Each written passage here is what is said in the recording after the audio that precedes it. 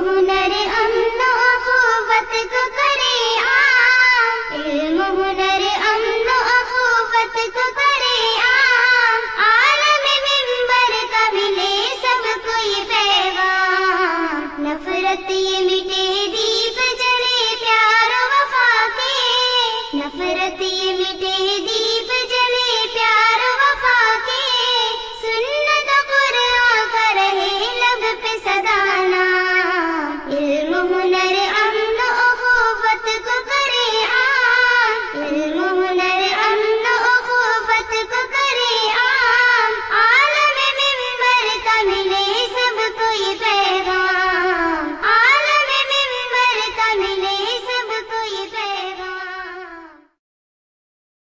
قال النبي صلى الله عليه وسلم لأن يهدي الله بك رجلا واحدا خير لك من حمر النعم۔ اسلام نے جو حد مقرر کی ہے اس سے آگے بڑھ کر نماز نہیں پڑھتا، روزے نہیں رکھتا اور دوسرے شرعی اعمال کو نہیں برتتا، اگر دل صالح نہ ہو تو ہمارا کوئی اعمال صالح نہیں ہو سکتا۔ تم زنا کے قریب تک نہ جاؤ۔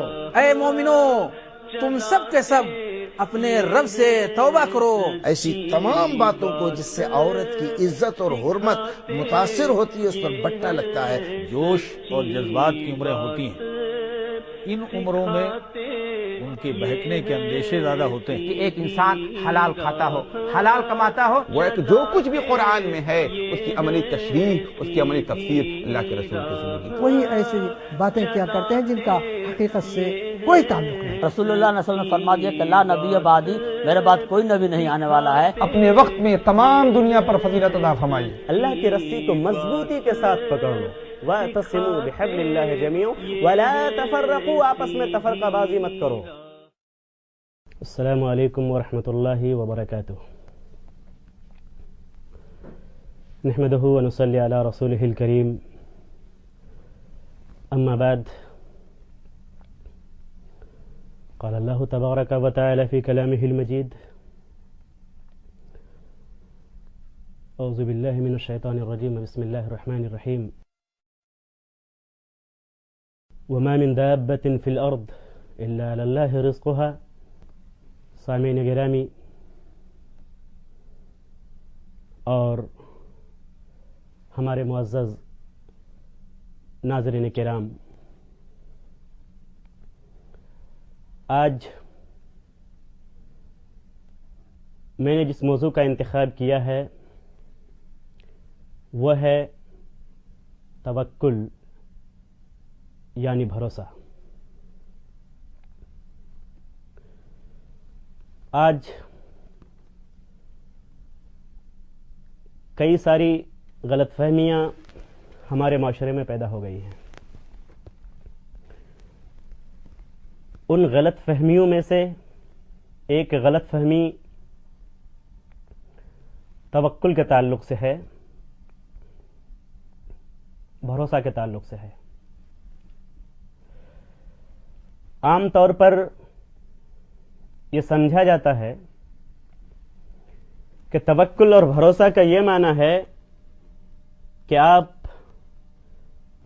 اللہ کی ذات پر بھروسہ کر کے، اعتماد کر کے، توکل کر کے ہاتھ پر ہاتھ دھرے بیٹھے رہ جائیں اور آپ کے دل میں یہ ارادہ ہو، آپ کا اس بات پر اعتماد ہو، یہ یقین ہو، یہ امید ہو کہ یہ کام ہو جائے گا۔ عام طور پر بھروسے اور اعتماد کا اور توکل کا یہی معنی لیا جاتا ہے۔ کسی بھی چیز کو سمجھنے کے لیے ہم جس چیز کو دلیل بنا سکتے ہیں، جس چیز کو مستند قرار دے سکتے ہیں، وہ ہے اللہ کی کتاب، قرآن حکیم اور جناب محمد رسول اللہ صلی اللہ علیہ وسلم کے فرمودات یعنی احادیث مبارکہ۔ اور صرف یہ توکل ہی نہیں بلکہ دین کے جتنے امور ہیں اور جتنے معاملات ہیں، ان ساری چیزوں کو سمجھنے کے لیے ہم کو کتاب اللہ اور جناب محمد رسول اللہ صلی اللہ علیہ وسلم کے فرمان کی طرف لوٹنا چاہیے۔ وہیں سے ہم کو صحیح روشنی مل سکتی ہے اور وہیں سے کسی بھی مسئلے کا صحیح حل ہم کو مل سکتا ہے۔ آئیے ہم قرآن کریم کے اندر تلاشتے ہیں ہم جستجو کرتے ہیں، ڈھونڈتے ہیں کہ آخر توکل کا کیا معنی قرآن کریم کے پیرائے میں ہم کو بتلایا گیا ہے، احادیث مبارکہ کے اندر توکل کے کیا معنی ہم کو سمجھائے گئے ہیں۔ قرآن کریم کے اندر جہاں جہاں بھی توکل کا معنی آپ سمجھنے کی کوشش کریں گے تو اس کے سیاق اور سباق میں آپ کو یہ ضرور ملے گا کہ آپ کوئی عمل کیجئے، خلوص نیت کے ساتھ آپ عمل کرنے کے لیے آغاز کر دیجئے، کوشش کر دیجئے کسی کام کو کرنے کے لیے، نیک کام کو کرنے کا آپ آغاز کر دیجئے اخلاص کے ساتھ، لیکن یہ کام پائے تکمیل تک پہنچ جائے اس پر اعتماد کرنا ہے آپ کو، اللہ کے اوپر یہ بھروسہ ہے۔ اگر آپ نے یوں سوچ لیا کہ ٹھیک ہے ہم کو یہ کام کرنا چاہیے لیکن آپ نے کوشش نہیں کی، صرف آپ نے بھروسہ کیا اللہ تبارک و تعالیٰ کے اوپر، تو ظاہر ہے کہ یہ درست نہیں ہے۔ قرآن کریم کے اندر ان کی آیتوں کا جب آپ مطالعہ کریں گے تو یہ چیز کھل کر سامنے آ جائے گی۔ قرآن کریم کی ایک آیت کریمہ ہے کہ وَلَا تَقْتُلُوا أَوْلَادَكُمْ خَشْيَةَ إِمْلَاقٍ نَحْنُ نَرْزُقُهُمْ وَإِيَّاكُمْ، کہ لوگوں اپنی اولادوں کو، اپنی ذریتوں کو، اپنے بیٹے اور بیٹیوں کو روزی کے ڈر کی وجہ سے قتل مت کرو، اس کو مارو نہیں۔ کیوں؟ نحن نرزقہم وإیاکم، تم اس کو روزی نہیں دے سکتے، وہ تمہارے وسیلے سے صرف اس دنیا میں آتے ہیں، پیدا ہوتے ہیں، تم اس کو کچھ بھی نہیں دے سکتے۔ نحن نرزقہم وإیاکم، ہم انہیں بھی روزی دیتے ہیں اور ہم تم کو بھی روزی دیتے ہیں۔ اللہ تبارک و تعالیٰ نے اس کی وضاحت کر دی کہ جب تم خود اپنے روزی کی فکر نہیں کر سکتے، اس کو تلاش نہیں کر سکتے، اس کی ذمہ داری اپنے سر نہیں لے سکتے، تو اپنے اولاد کی کیا لے سکتے ہو؟ جس طرح میں تم کو رزق دے رہا ہوں میں تمہاری اولاد کو بھی رزق عطا کروں گا۔ اسی طرح سے اللہ تبارک و تعالیٰ نے دوسری آیت میں یہ بھی وضاحت کر دی کہ وَمَا مِن دَابَّةٍ فِي الْأَرْضِ إِلَّا عَلَى اللَّهِ رِزْقُهَا، اللہ کے اوپر یہ ضروری ہے کہ اس نے جس کو پیدا کیا ہے اس کو روزی اور روٹی دے۔ اسی طرح سے ایک حدیث کے اندر یہ بھی ہے کہ آپ صلی اللہ علیہ وسلم کے پاس ایک وفد آیا، اس وفد میں 10 افراد تھے۔ صحابہ نے پوچھا یا رسول اللہ، آپ نے ہم میں سے 10 کی تو بیعت لی، ایک کو آپ نے کیوں چھوڑ دیا؟ آپ صلی اللہ علیہ وسلم نے فرمایا کہ دیکھو اس کے پاس ایک تمیمہ ہے، ایک تعویذ ہے، لہٰذا میں اس کی بیعت نہیں لے سکتا، بیعت نہیں کر سکتا میں۔ تو اس نے اپنے ہاتھ کو ڈالا اور اس تمیمہ کو، اس تعویذ کو نکال پھینکا۔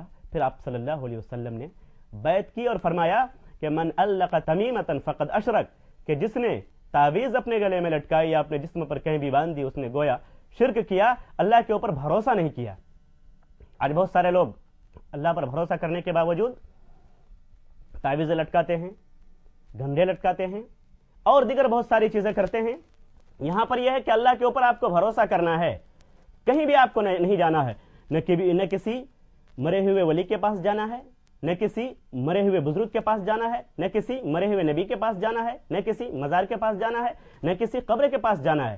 آپ کو کہیں بھی نہیں جانا ہے، بلکہ اپنی مرادوں کو اگر مانگنا ہے تو صرف اللہ تبارک و تعالیٰ سے مانگنا ہے، اور اپنی مرادیں پوری کرنے کے لیے اگر دعا کرنی ہے تو صرف اللہ تبارک و تعالیٰ سے دعا کرنی ہے۔ لیکن اس کے ساتھ ساتھ یہاں سے یہ غلط فہمی پیدا ہو جاتی ہے کہ اللہ پر صرف انسان بھروسہ کر کے بیٹھا رہے، حالانکہ ایسا نہیں ہے یہ کہ آپ ارادہ کیجئے، اللہ سے دعائیں کیجئے، اللہ پر بھروسہ کیجئے، لیکن اس کے ساتھ ساتھ آپ کو محنت بھی کرنی ہے۔ آپ نے اگر سوچا ہے کہ آپ کو حج کے لیے جانا ہے تو ظاہر ہے کہ آپ اگر صرف ارادہ کر لیں گے اور اللہ پر بھروسہ کر کے بیٹھ جائیں گے تو آپ حج کے لیے نہیں جا سکتے، بلکہ حج کرنے کے لیے ضروری ہے کہ آپ مال اکٹھا کریں۔ مال اکٹھا کرنے کے ساتھ اس ملک کے جو ضروری چیزیں ہیں، اس ملک کے جو رسوم ہیں، اس ملک کا جو نظام ہے اس کو آپ فالو کریں۔ آپ پاسپورٹ بنائیں، آپ پوری تیاری کریں، آپ فلائٹ کا سفر کریں، پھر آپ جو بھی ان کے رسومات ہیں اس سفر کی جو تیاریاں اس کو مکمل کریں، پھر آپ اپنے ملک سے مکہ پہنچیں اور پھر اپنے حج کا آغاز کریں۔ سیم یہی چیز ہے کہ اگر آپ نے ارادہ کیا، صرف اللہ پہ بھروسہ کیا، آپ نے محنت نہیں کی تو آپ کامیاب نہیں ہو سکتے۔ یہ بھی میں اپنی طرف سے نہیں کہتا، جناب محمد رسول اللہ صلی اللہ علیہ وسلم نے بہت ہی بہترین انداز میں اس کی وضاحت کر دی۔ آپ صلی اللہ علیہ وسلم سے حضرت عمر بن خطاب رضی اللہ تعالی عنہ روایت کرتے ہیں کہ میں نے رسول اللہ صلی اللہ علیہ وسلم سے سنا، آپ صلی اللہ علیہ وسلم فرماتے ہیں لو انکم کنتم توکلون علی اللہ حق توکلہ لرزقتم، کہ تم اگر اللہ پر بھروسہ کرو، جیسا کہ اللہ پر بھروسہ کیے جانے کا حق ہے، تو یقیناً تم کو رزق دی جائے گی، اور جس چیز کی تم تمنا کرو گے وہ چیز مل جائے گی۔ کما یرزق الطیر تغدو خماسا وتروح بطانا۔ ذرا غور کرو کہ چڑیا اپنی گھونسلے سے صبح کے وقت بھوکے پیٹ نکلتی ہے، ایک چڑیا اپنے گھونسلے سے صبح کے وقت بھوکے پیٹ نکلتی ہے، دن بھر وہ دانا چگتی ہے، لیکن جب شام کو وہ واپس آتی ہے تو پیٹ بھر کر کے واپس آ جاتی ہے۔ ایک چڑیا بھی اللہ پر بھروسہ کرتی ہے، لیکن اللہ تعالیٰ نے ان کو یہ نہیں کہا کہ تم اپنے گھونسلے میں بیٹھی رہو، رزق ہم پہنچا دیں گے۔ رزق کی ذمہ داری اللہ کے اوپر ہے، اللہ نے اپنے اوپر لی ہے۔ وما من دابۃ فی الارض الا علی اللہ رزقها، اللہ کے اوپر ہر چوپائے کی، ہر جاندار کی کو رزق دینا اللہ کے اوپر ہے، لیکن اس کے ساتھ ساتھ یہ بھی حکم ہے کہ تم محنت کرو، اپنے گھونسلے سے نکلو، اپنے گھر سے نکلو، جو بھی ارادہ کرنا ہے کرو، لیکن اس کو پانے کے لیے، اپنے مرادوں کو پوری کرنے کے لیے، اپنے مقصد میں کامیاب ہونے کے لیے تمہارے اوپر ضروری ہے کہ تم محنت کرو، جیسا کہ محنت کرنے کا حق ہے، جیسا کہ محنت کرنے کا طریقہ ہے، جیسا کہ محنت کرنے کا سلیقہ ہے، جیسا کہ اس کا حکم دیا گیا ہے۔ صحیح راستے کو انتخاب کرنا ہے، دین کی روشنی میں، شریعت کی روشنی میں جس چیز کو آپ حاصل کرنا چاہتے ہیں اس کو حاصل کرنے کے لیے اس کا جو نظام ہے، جو سسٹم ہے، اس کو حاصل کرنے کے لیے اسی طریقے پر آپ چلتے رہیں گے، اور اللہ کے اوپر اگر آپ بھروسہ کرتے ہیں تو یقیناً آپ کو آخرت میں کامیابی مل جائے گی، اور اس دنیا میں بھی آپ کامیاب ہو جائیں گے۔ بس آپ سے آخر میں ایک گزارش ہے کہ آپ توکل کے صحیح معنی کو سمجھیں، جس طرح چڑیا گھونسلے سے نکلتی ہے، محنت کرتی ہے اور رات کو پیٹ بھر کر کے واپس آتی ہے، آپ کو بھی رزق مل جائے گا اگر آپ اسی طرح سے محنت کریں گے۔ وآخر دعوانا ان الحمدللہ رب العالمین۔ نام تو نے محمد علی رکھ لیا، کیا یہی بس مسلمان کی پہچان ہے؟ وقت تجھ کو نہیں بندگی کے لیے، وقت تجھ کو نہیں بندگی کے لیے، حق سے غافل ہے تو زندگی کے لیے، بندگی چھوڑ دی زندگی کے لیے، کیا یہی بس مسلمان کی پہچان؟